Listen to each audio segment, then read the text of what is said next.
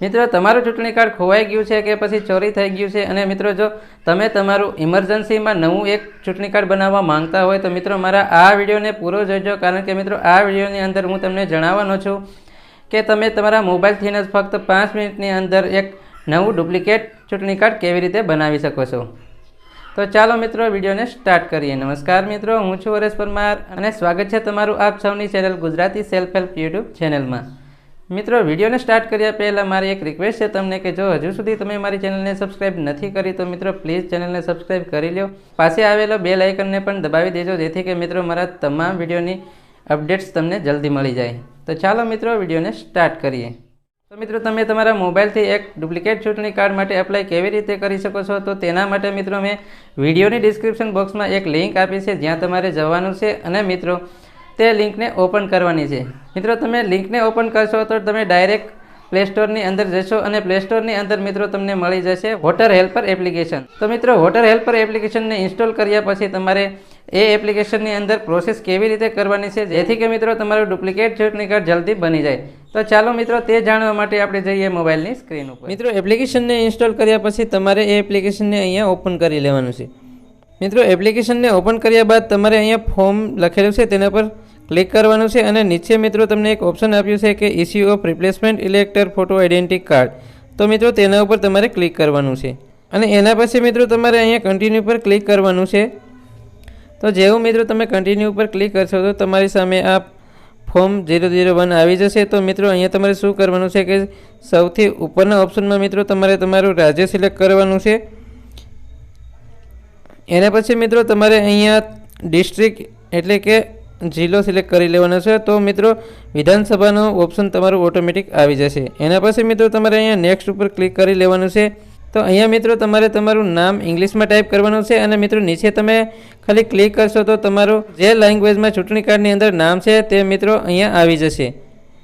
એના પછી મિત્રો તમારે અહીંયા નીચે સરનેમ નાખવાની છે અને નીચે ફક્ત ક્લિક કરવાનું છે। એના પછી મિત્રો તમને ડેટ ઓફ બર્થનો ઓપ્શન મળે છે। તો મિત્રો તમારે અહીંયા તમારી જન્મ તારીખ નાખવાની છે।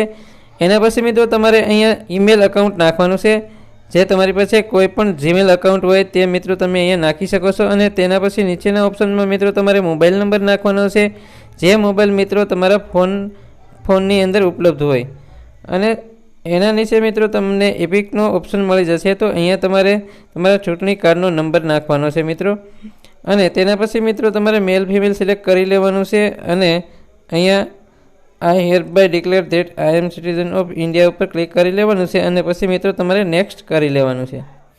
તો મિત્રો જેવા તમે નેક્સ્ટ ઉપર ક્લિક કરશો તો મિત્રો તમારે અહીંયા તમારો એડ્રેસ નાખવાનો છે, જે તમારો હાઉસ નંબર હોય તે તમારે નાખવાનું છે। તો નીચે મિત્રો ઓટોમેટિક લખાઈને આવી જશે અને મિત્રો તેના નીચે તમારે તમારો જે એરિયો હોય, જે એરિયામાં તમે રહો છો તે મિત્રો તમારે અહીંયા એરિયાનું નામ નાખવાનું છે અને નીચે મિત્રો ઓટોમેટિક તે તમારી ભાષામાં જે ચૂંટણી કાર્ડમાં છે તે લખાઈને આવી જશે અને તેના પછી મિત્રો તમારે અહીંયા ટાઉન વિલેજ એટલે કે તમારા શહેર કે ગામનું નામ નાખવાનું છે।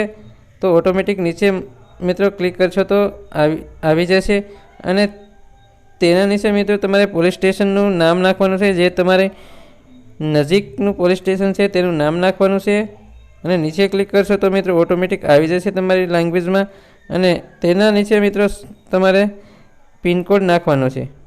આ બધી જ ડિટેલ્સ ભર્યા પછી મિત્રો તમારે અહીંયા નેક્સ્ટ ઉપર ક્લિક કરવાનું છે।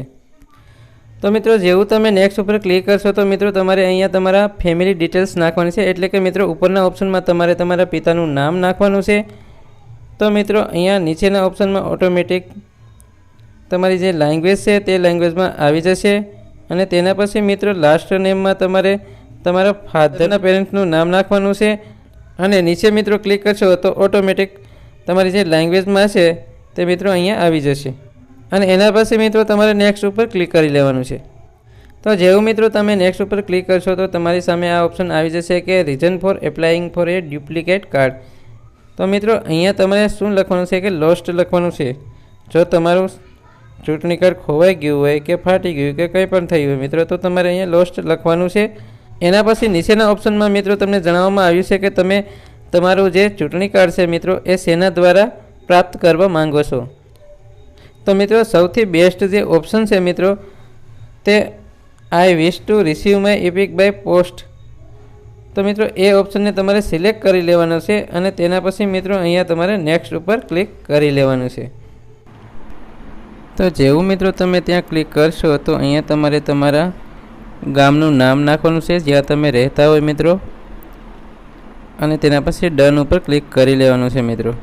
તો મિત્રો જેવું તમે ડન ઉપર ક્લિક કરશો તો તમારી સામે આ બધી જ તમારી જે ડિટેલ્સ છે ચૂંટણી કાર્ડમાં તે તમારી સામે આવી જશે, અને મિત્રો તેને તમારે બરાબર ચેક કરી અને પછી મિત્રો તમારે અહીંયા કન્ફર્મ ઉપર ક્લિક કરવાનું છે.